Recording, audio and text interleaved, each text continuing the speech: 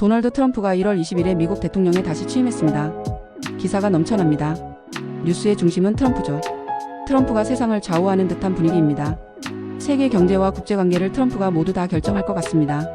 기자들은 앞으로 4년 동안 미국만 잘 나가고 다른 나라들은 눈치만 보게 될 것처럼 보도합니다. 과연 그럴까요? 언론이 그리는 세상처럼 현실도 그렇게 될까요? 미국은 강대국이고 미국 대통령의 영향력이 큰 것은 분명합니다. 바이든에서 트럼프로 바뀐 것은 어떤 영향을 줄까요? 트럼프 일기 결과를 보면 시사점을 찾을 수 있습니다. 최근 미국 대통령 임기 10번 가운데 트럼프 일기의 성적표를 확인해 봅시다. 가장 대표적인 성적은 국내 총생산 GDP 변화율입니다. 흔히 실질 성장률이라고 합니다. GDP 변화량에서 물가 변동으로 인한 변화량을 제외하면 실질 변화량을 산출할 수 있습니다. 불변 가격을 기준으로 한다라는 말은 물가 변동량을 뺀다는 뜻입니다. 미국 대통령 임기 4년 동안의 연평균 성장률을 조사해 봅시다. 40년 전인 1985년에 로널드 레이건 2기가 시작되었고 최근에 조 바이든이 퇴임했습니다. 임기 10번 가운데 성장률 1위는 연평균 4.4%입니다. 민주당 소속인 빌 클린턴 2기입니다. 1997년부터 2000년까지죠. 이때 미국은 성장률은 높고 물가와 금리와 실업률은 낮고 주식 가격은 상승했습니다.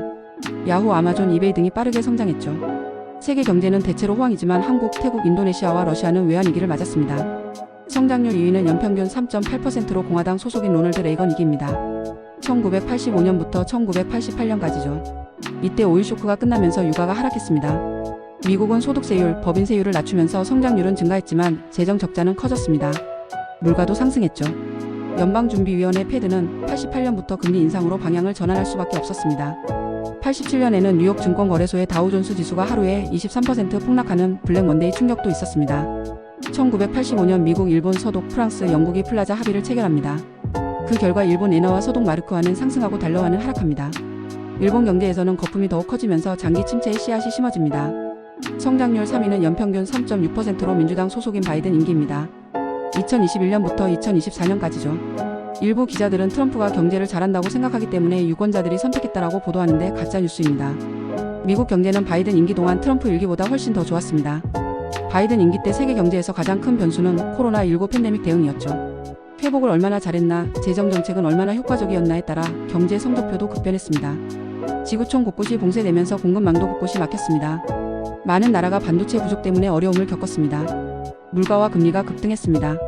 22년에 러시아가 우크라이나를 침공하고 23년에 하마스가 이스라엘을 침공하면서 공급망은 더욱더 막혔습니다. 악조건도 많았지만 인공지능과 전기차 등 새로운 산업이 성장했습니다. 미국인들은 소비를 크게 늘렸습니다. 성장률 4위는 연평균 3.3%로 빌 클린턴 일기입니다. 최근 40년 사이에 미국 경제가 가장 좋았던 시절은 민주당 소속인 클린턴 임기입니다.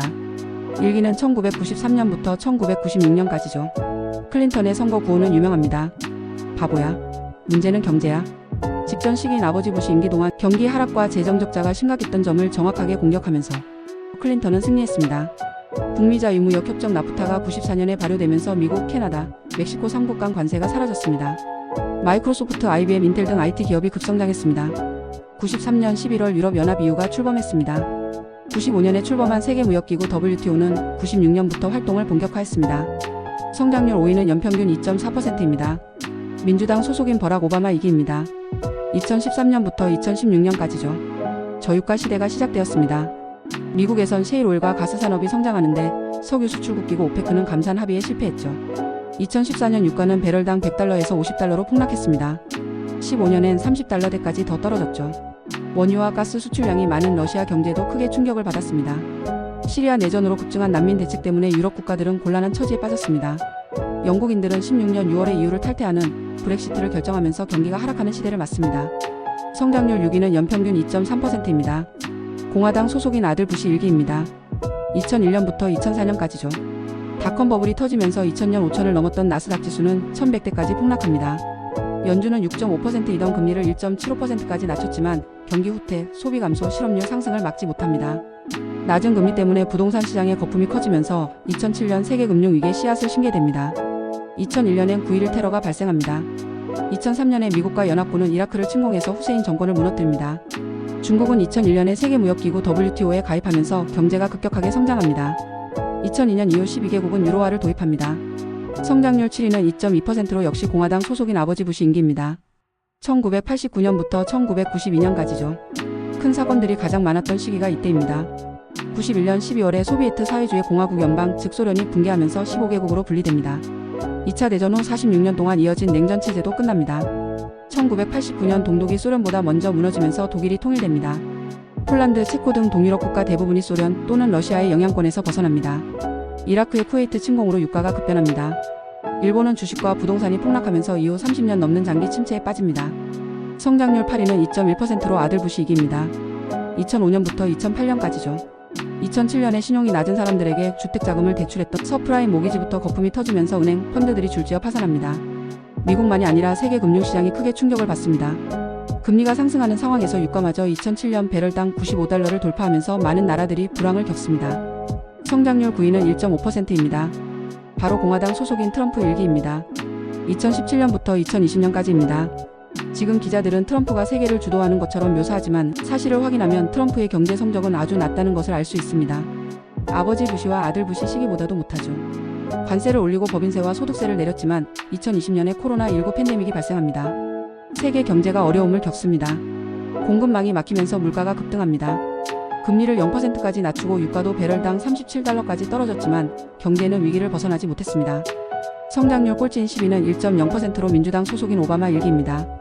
2009년부터 2012년까지죠. 아들 부시 이기 때 발생한 세계 금융위기가 지속되면서 미국 실업률은 10%를 돌파합니다.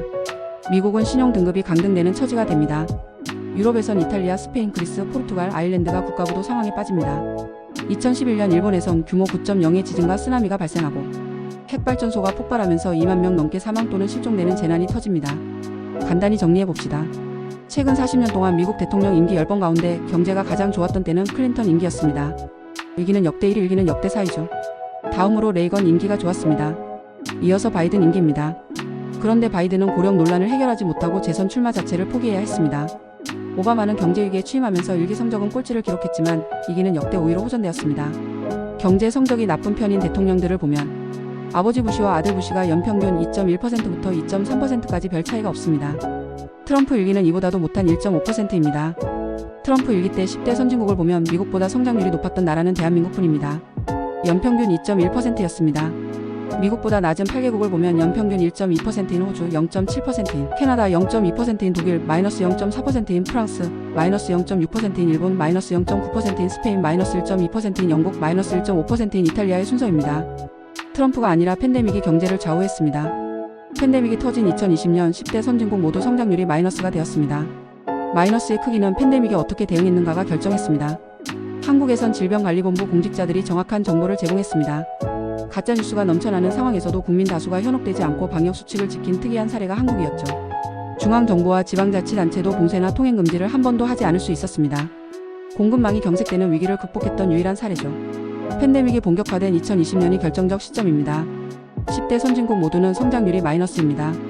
한국은 마이너스 0.7%로 가장 좋습니다.